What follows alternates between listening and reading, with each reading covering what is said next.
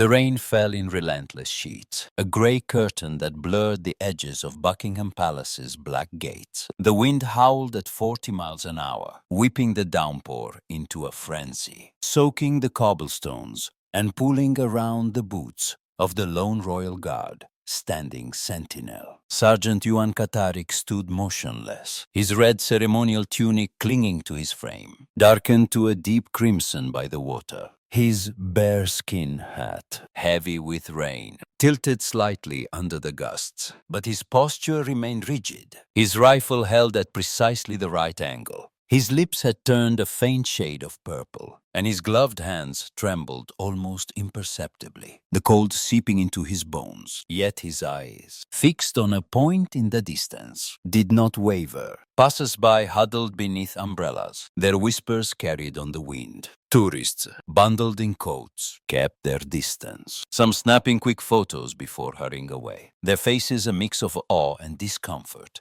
To them, Euan was a statue, a living emblem of tradition, unyielding even in the face of nature's wrath. But he was no statue. The cold bit into his joints, the wet fabric chafed against his skin, and each breath felt like a shard of ice in his lungs. Still, he stood, his mind echoing the words his grandfather had drilled into him as a boy. Discomfort passes, dignity remains. And then, through the haze of rain, a small figure appeared, a young girl, her silhouette framed by the palace gates, holding a dark green umbrella with golden trim. Princess Charlotte, her blue eyes wide with concern, stepped into the storm, and the moment froze. A tableau of tradition and compassion poised to collide. Years earlier, Euan Katarik's life had been shaped by the weight of legacy. A third generation royal guard. He had grown up on stories of his grandfather and father, both of whom had stood sentinel at the palace, their uniforms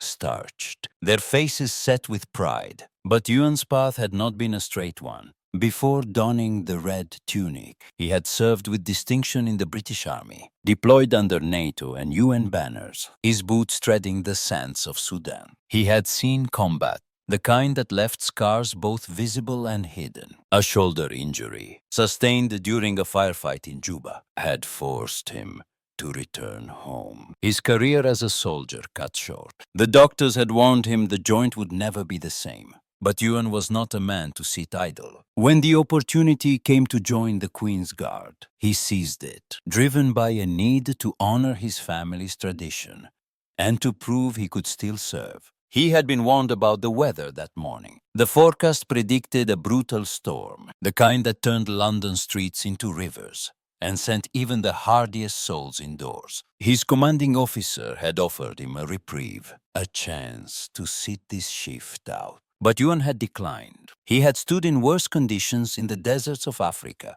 where the sun scorched the earth, and in the mountains of Afghanistan, where the cold was a living thing, clawing at exposed skin. A little rain, he told himself, was nothing more than that. He believed in the silent mission of the Guard, to stand as a symbol of resilience, of duty, of a nation's enduring strength. So he took his post at 900 hours, his uniform pristine, his gaze steady, unaware that the storm would test him in ways he could not have imagined. The rain began as a drizzle, a soft patter against the cobblestones, but within an hour it had turned vicious. The wind roared, driving the water sideways, soaking Euan to the skin. His tunic, designed for ceremony, not survival, offered a little protection. Water trickled down his neck, pooling in his boots, and the bearskin hat, a symbol of his station, became a sodden weight atop his head. His shoulder ached, the old injury flaring under the strain, and his fingers, despite the gloves, grew numb. He fought the urge to shiver, knowing even the slightest movement would break the illusion of stoicism the public expected. Instead, he used the micro techniques he had learned in survival training, shifting his weight subtly from one foot to the other to keep his blood flowing, taking shallow breaths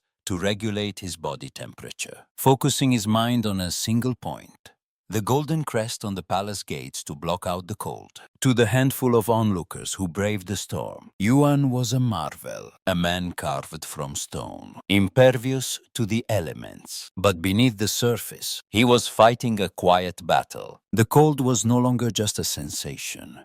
It was a presence, sinking into his marrow, slowing his thoughts. His lips, now fully purple, stung with each gust of wind, and his vision blurred at the edges, the rain stinging his eyes. He thought of his grandfather, who had stood in a similar storm decades ago, and of his father, who had once guarded the palace during a blizzard, his breath frosting in the air. Discomfort passes. Euan repeated to himself the mantra, a lifeline. He would not falter. Not today. Among the small crowd that had gathered, Dr. Margaret Ashbury, a professor of history at King's College London, watched with growing unease. She had brought her students to the palace as part of a tour on royal traditions, their notebooks already filled with sketches of the gates and notes on the changing of the guard. But the sight of Euan, standing alone in the deluge, shifted her focus. She saw the tremor in his hands, the faint blue tinge to his skin, the way his chest rose and fell too quickly for a man at rest.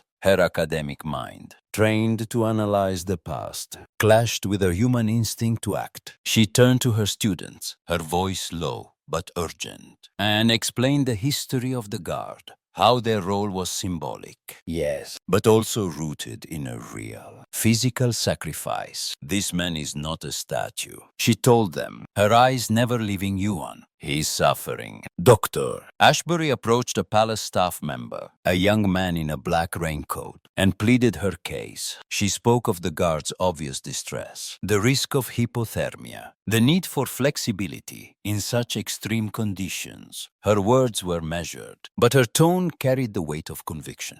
The staff member listened, his face impassive, then shook his head. The regulations of the Royal Guard do not bend for weather, he replied. His voice clipped. This is tradition. Madame, it has stood for centuries. Dr. Ashbury's frustration flared, a rare crack in her scholarly demeanor. She argued that tradition should not come at the cost of humanity, that history itself recorded moments of compassion, exceptions made for the sake of those who served. But her words fell on deaf ears. The staff member turned away, and Dr. Ashbury returned to her students, her hands clenched into fists, her mind racing for another solution. Inside a sleek black car making its way through the palace gates, Princess Charlotte pressed her face to the window, her breath fogging the glass. The 9-year-old princess, bundled in a navy coat, had spent the morning at a charity event with her mother, the Princess of Wales. The rain had delayed their return, and Charlotte,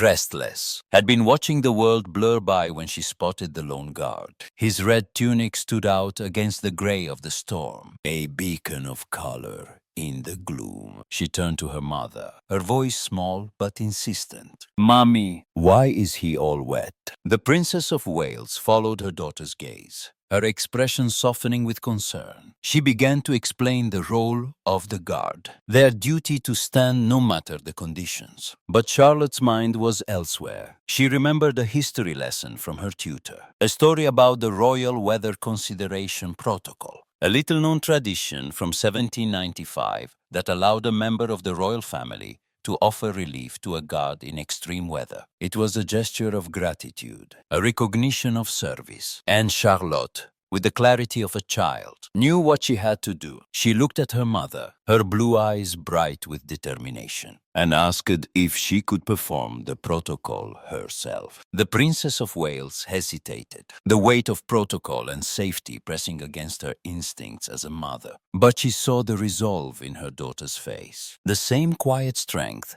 that had carried their family through centuries of duty. She nodded, signaling the driver to stop, and called for an aide to retrieve the ceremonial umbrella, a dark green canopy with golden trim, emblazoned with the royal crest. Charlotte stepped out of the car, the umbrella in her hands, her small frame dwarfed by the storm. She walked with the precision she had been taught, her steps measured, her chin lifted, flanked by two aides who ensured her safety. The crowd parted, their whispers falling silent as they recognized the young princess. Dr. Ashbury and her students watched, their notebooks forgotten, their eyes wide with anticipation. Charlotte stopped a few feet from Euan, her umbrella shielding her from the rain. She looked up at him, her face solemn, and spoke in a clear, steady voice, the words of the protocol memorized from her lessons. In recognition of extraordinary service during adverse conditions, the Crown extends its consideration.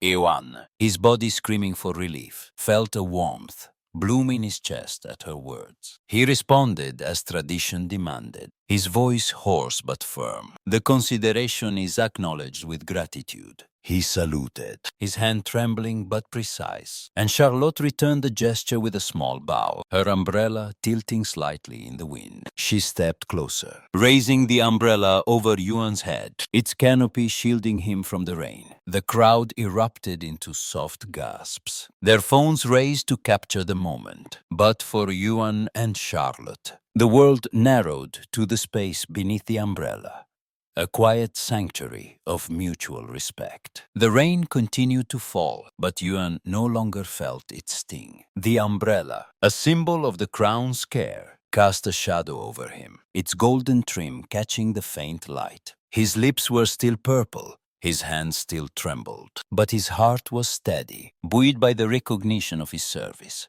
Charlotte looked up at him, her eyes searching his face, and asked in a voice barely above a whisper, "Are you feeling better now, Sergeant?" Euan's gaze softened, the stoic mask of the guard giving way to the man beneath. "The Crown's consideration is deeply appreciated," he replied, his words carrying the weight of gratitude. Charlotte lingered for a moment, her small hand tightening on the umbrella's handle, then turned to leave, her aides guiding her back to the car. As she walked away, she glanced over her shoulder, offering Euan a shy smile, a child's gift to a man who had stood for her family's honor. Euan watched her go, his posture unchanged, but his spirit lifted. The storm raged on, but he was no longer alone in it. Dr. Ashbury, still standing with her students, wiped a tear from her cheek, her voice low as she spoke to them. "Today, you've seen tradition come alive.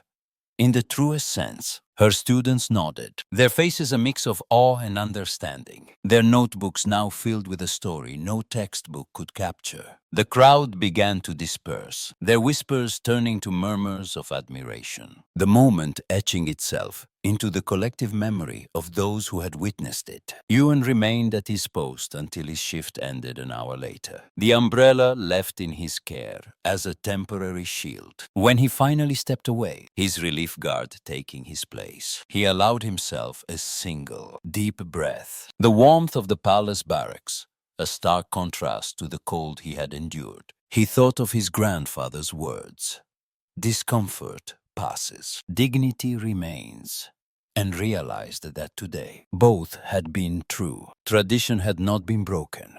It had been fulfilled, its spirit embodied in the small girl who had braved the storm to honor him. And as the rain continued to fall outside, Euan knew he would carry this moment with him for the rest of his days, a reminder of why he stood and who he stood for.